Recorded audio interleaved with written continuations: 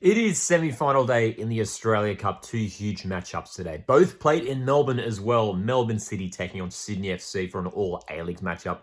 Melbourne Knights are the one and only remaining NPL team. They are taking on Brisbane Roar. Let's talk about the two matches.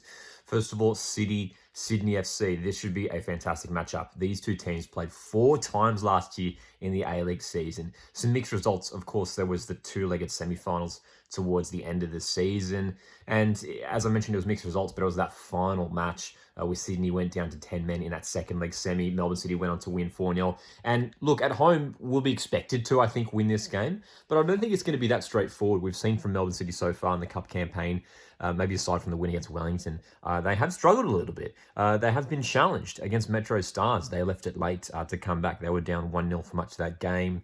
But it doesn't mean they weren't in control. They were controlling, passages of play, but maybe not looking as fluid, maybe going forward and still sort of figuring out those combinations. We know they have new signings in Tolga Arslan and Hamza Saki, Yakalish, and they've got those injuries as well. No Naboot for most of the season by the looks of things.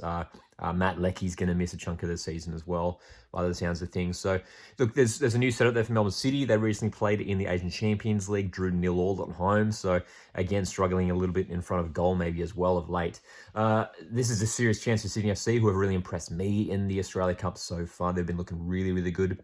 There's a chance for a couple of debuts for their new Brazilian signings, keeping an eye out for Fabio Gomez, who could feature up top. But I'll tell you what, Patrick Wood's been in good form of late and might as well start up top for Sydney FC.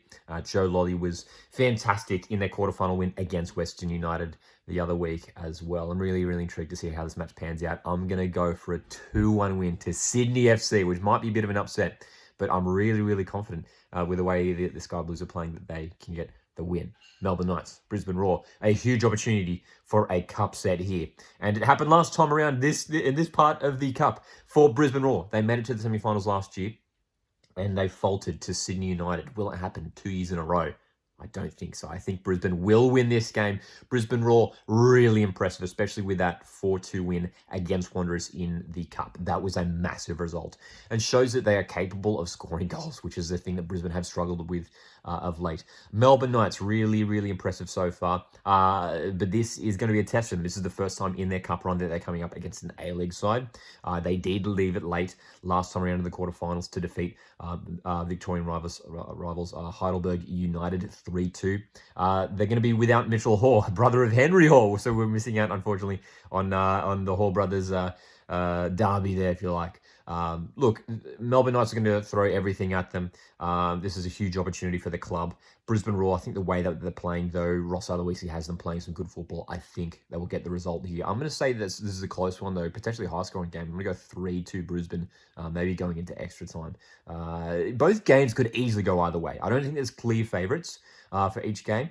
You're probably going to say maybe Brisbane Roar, should be expected to defeat an NPL side in Melbourne Knights. But look, former A-League players in that Melbourne Knights side, Ivan Franic, who formerly won a championship with Brisbane Roar. So keep an eye out for some of those guys in that Knights squad. Drop your predictions down in the comment section below. It's semi-finals day. Let's go.